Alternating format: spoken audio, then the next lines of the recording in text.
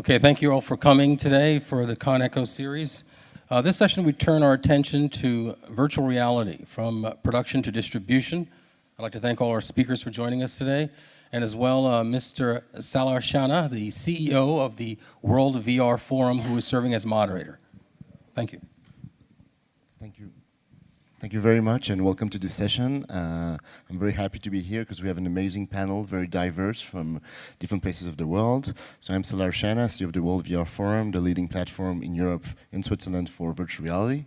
So with us we have Fifer Garbesi, a very young and talented VR filmmaker.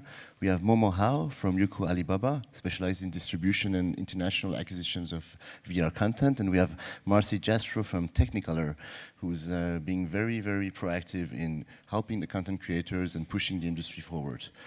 The idea of this panel is to show different perspectives, different challenges on this new industry, and how everybody can work together to build a more healthy and efficient, compelling ecosystem.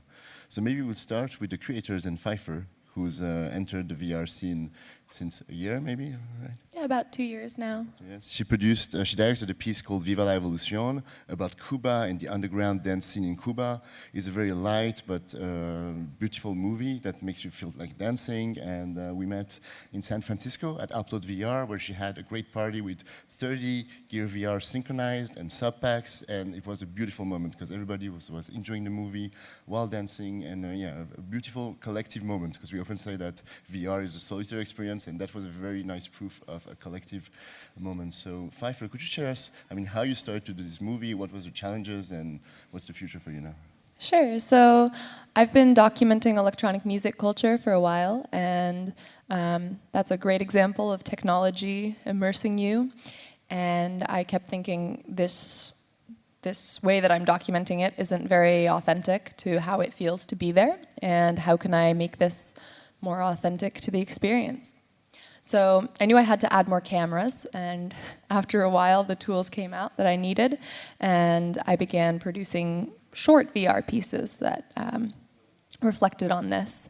But once the community had built up in San Francisco, I knew it was time to chase a big story, and I used to live in Cuba, and one of my best friends is a DJ down there, and he has a very fascinating story about how it is to go from having no connection with the outside world, no internet, an embargo preventing technology from crossing, to now lifting the embargo, huge influx of American culture. So I connected with a man in Hollywood who used to be a producer with Sean Connery, and he was interested in learning about this new medium and what it might take to produce a film in this. So he gave me $5,000, which is quite a tight budget for a VR piece. And I ran with it, and then I was introduced to VR Playhouse, and they said, "Oh, we want to come with you. This sounds like a great event." And so the rest is history. It's been a year since I produced it, and it's been a great experience, and it's definitely proof that you can make something very beautiful with a limited budget, which I think a lot of people are focusing on the technology side, which is great. You got to push that forward, but understanding that it doesn't take, a $40,000 stereo camera, and if you understand your tools well, you can produce something on a more limited budget, which I want to encourage more content creators to do. Great. And Marcie, how are you supporting content creators? What are you doing to help? Because I guess some of your productions are way more than $5,000. So how do you do that, and how do you choose the content creators? Well, just a little bit about the Technicolor Experience Center. As we were watching VR grow over the last 3 years, because we have many different visual effects companies like Mr. X, MPC, Micros, many different brands and companies started coming to us and wanting to understand about VR. In addition to 8,000 artists, we have 150 researchers and scientists working on many different facets of interactive, immersive media. So we decided to build this center in Los Angeles that brought all of those disciplines together and include partnerships on the technology side, from camera companies to workstations to video cards to camera companies. And we are building, and which is unveiling on June 15th, a purpose-built facility for only immersive media. And what we do is, rather than Fifer having to go out and find all of those people to bring together, you can come to one place where we connect all the dots.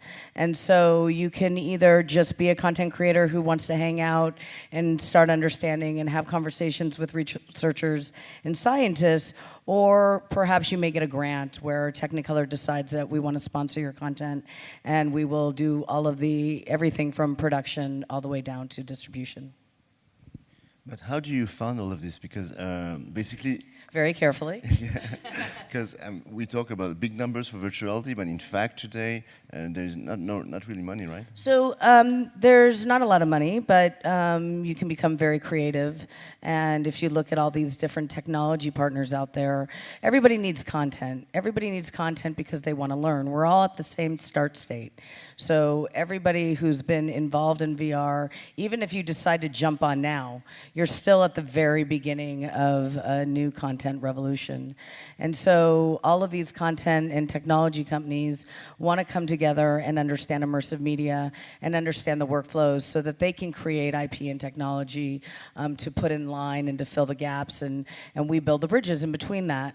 And so depending upon what your concept is, if it's interactive, if it's 360, if we like the creative piece of it, and if there's some interesting research and science that we can pull out of it, that's how we fund it. But there's very new, interesting ways for content creators to go out there and create content because everybody needs it right now. You could also go to the headset manufacturers. They're funding content quite a bit. Whether that's Vive, Oculus, and the new ones that are coming online. So as each new headset or each new innovation happens, they want to be able to highlight their technology. So HMDs are a big thing because right now there's many different ones, but as each one comes out on the market, they want to highlight that HMD. So then they'll fund a content creator to put their content on an HMD. I guess this leads us to another problem, which is how do we deliver this content to the people? Because you have different type of HMDs, different standards, different formats. Distribution is not clear at all. So, Momo, what is your perspective on distribution, and how did YOUKU start to invest in virtual reality and distributing virtual reality? Yeah, I do know that over speaking that if any about the people around know YOUKU as a platform, because you know Europe, America, and Asia Pac, that YOUKU as one of the biggest platform, video platform, is really like Netflix and YouTube there. And we think we also have the responsibility for VR and all the video content supporting. And besides this like a video platform that YOUKU being researching on the technology side, and also from the relationship with all the hardware, for example, HTC, Samsung Gear, and you know, from mobile portable thing that's like HTC Mobile for Vivo and Samsung as well, and from the technology side that we have cooperating with Dolby Atmos, and all around we've been meeting Microsoft and all the people that we are researching on the technology side that can supporting the content. Currently, we have a very well and preparation for a platform that from PGC to the complete piece of the film.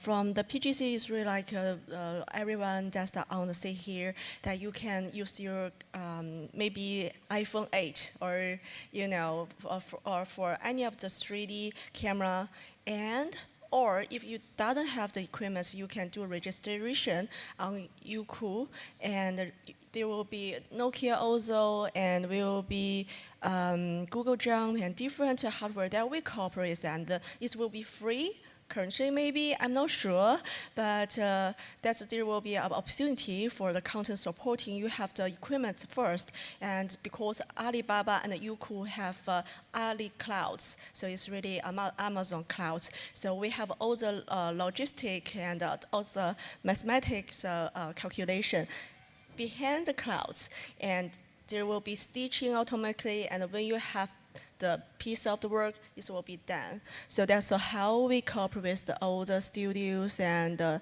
from the investment side, because we have a global funding there, we have licensing and this distribute of different way, revenue share, licensing different way from there, and also from the production side.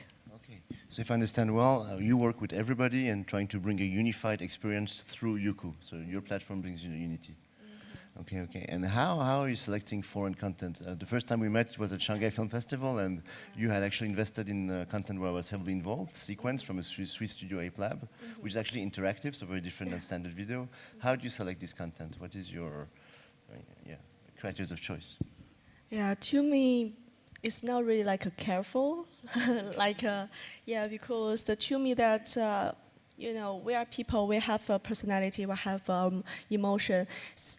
Every content has this respective of the content itself. It can be documentary, it can be variety of the, maybe some is for, like a hospitality, like a tourism.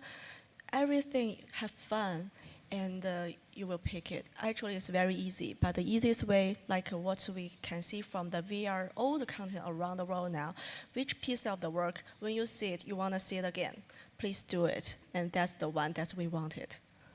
Excellent. And is there some things that we should not be showing in China or that would have more success in China? Can you enlighten us a bit more?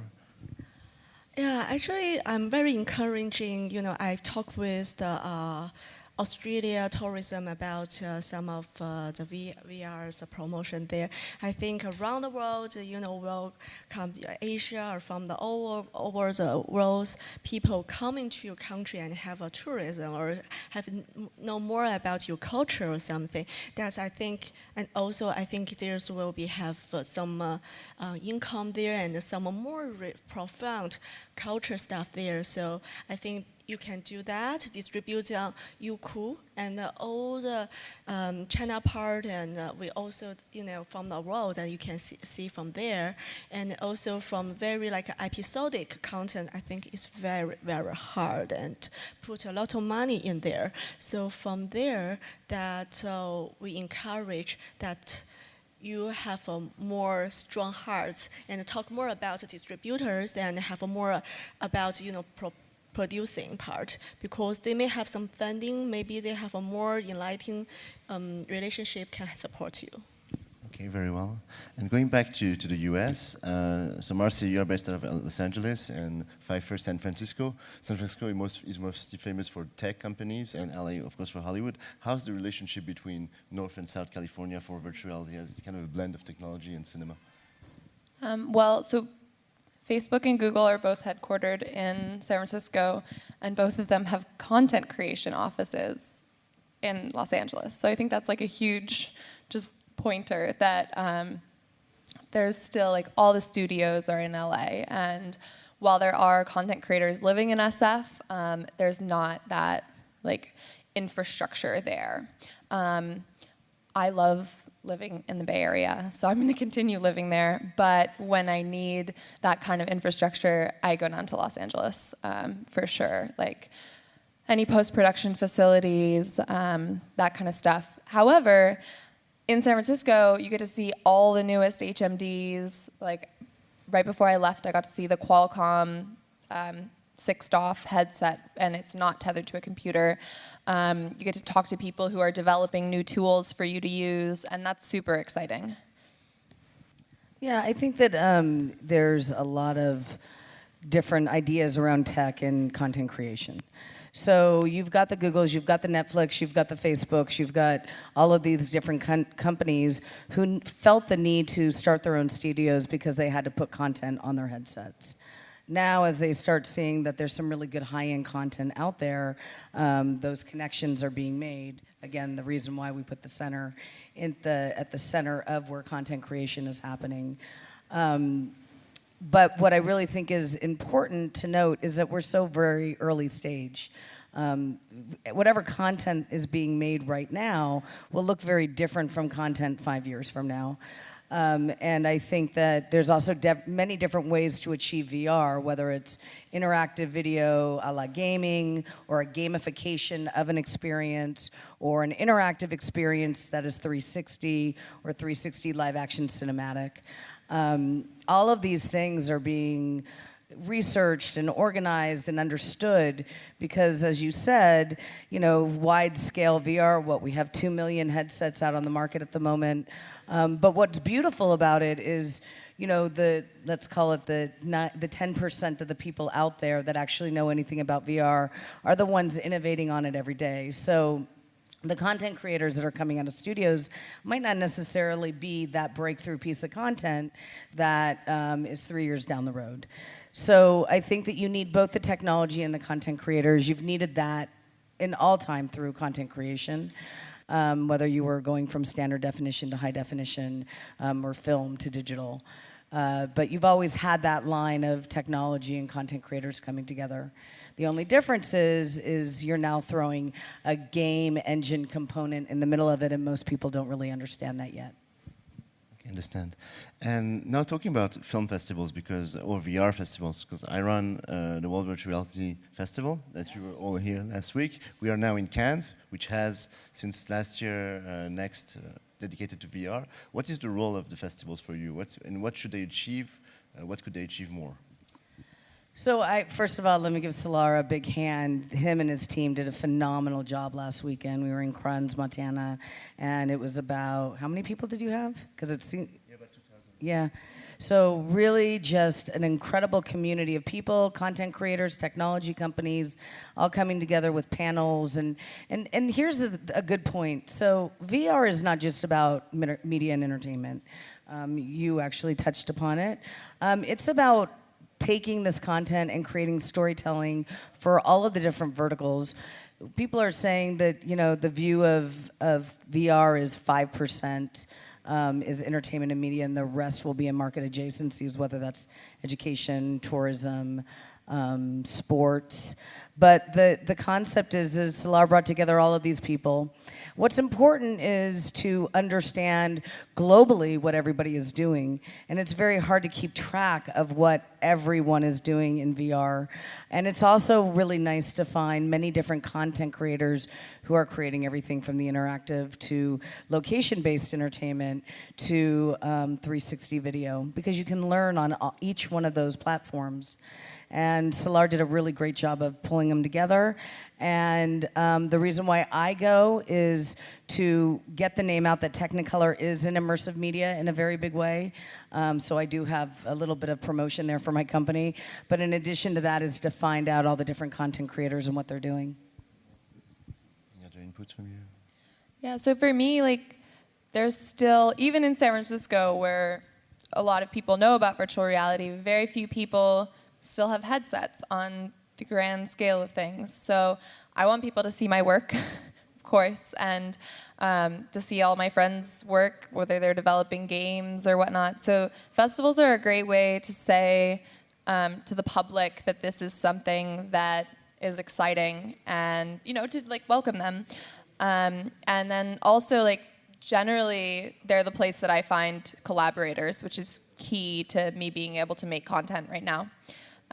So yeah, it's been really good. I have a event series in San Francisco where we bring together like underground artists and technologists, and those populations have been separated a lot because of the housing crisis in San Francisco. But bringing those folks together to make content together and see VR is a really exciting thing that I think creates a great bridge between those cultures. One reality is that most of the major film festivals are embracing VR. Sundance definitely led the way with New Frontiers. For more than a decade now, they've been showing new media, interactive media, and very proactive in VR. Cannes has it now. The Biennale of Venice has its first competition. So it's everywhere. But I have a question. Do you think it could fail? I think there's a certain amount of failure that's going to happen between now and 5 years, but that doesn't necessarily mean it's bad. As you fail, you learn, and you pick yourself up, and you learn what doesn't work and what does work. So in a way, we want it to fail so that we can learn from it. But we want to fail fast. You know, it's that whole fail fast, fail cheap concept with an MVP, a minimum viable product. But I think that what everybody needs to understand is VR and AR is really going to be the next computing platform. So whether you're creating it for media and entertainment, or you're creating it for a new app for hospitality or tourism, it will rise. Over the next 10 years, you will start stopping and looking in your phone to looking at taking everything that you have on your phone today, and it'll either be in a headset or it'll be in glasses. So how that happens, I have no idea, because it's all very new, and I do not think that I am an expert. But having worked on 60 of these projects, you start learning it. But I don't think it's going to happen by accident, and I don't think one company is going to be able to actually do it. It's a whole ecosystem that we're trying to build and create. Momo, any? Yeah, actually, I'm thinking of, that everybody have their job. It's really like I'm the director from very years ago, that I'm thinking every role of the team have their part. You're a producer, you're for production, you're a tech, you're for platform, and do more about non-exclusive rather than exclusive, because from very beginning that I'm a very aggressive person, that I want all the content is for exclusive. But I'm thinking now the apple pie is not baked ready, it's not ripe. So the better thing that we can have all the content is like a content union together, no matter it's come from YOUKU, no matter it's from any of like Hulu, YouTube, any of that. All the people love the content itself and can watch the content at least, and do more possibility. That I think, yeah, that's it. So supporting all the content from it. Yeah, I think so. What makes VR super exciting to me is that it's not a fully formed industry, and a lot of the archetypes that we see in the TV industry, which are incredibly hard, like really, really hard for me to work in, like not having support for my ideas, rampant sexism, just a hierarchy that makes production really hard. You don't have that yet in VR, and I think there is a huge push, even by these larger companies, to not have that happen. People are supporting diversity in VR way more than other mediums.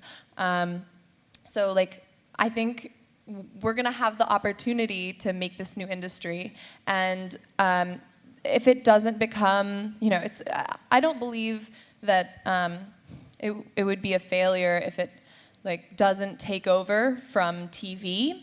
I think like the curated frame is a beautiful thing, and we still go to museums to see that same kind of experience, and we still go to plays, and this is just a new art form, but also a really, really potent way of teaching someone how to do something for training. People have been using VR for a long time.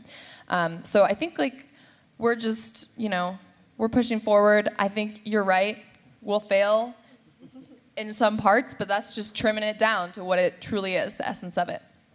Great. Yeah, I think it's just the beginning, and we are, all of us, super lucky because we are living the birth of a new media. It's like we were born when the Lumières were here, and that's a huge chance for us. So what you gotta think is that the content you're seeing now is basically like the 12 frames per second mute black and white movie. This is what we are having right now in terms of VR, and we are creating as we go, and I think that's just amazing. For creativity, it's the best thing that can happen.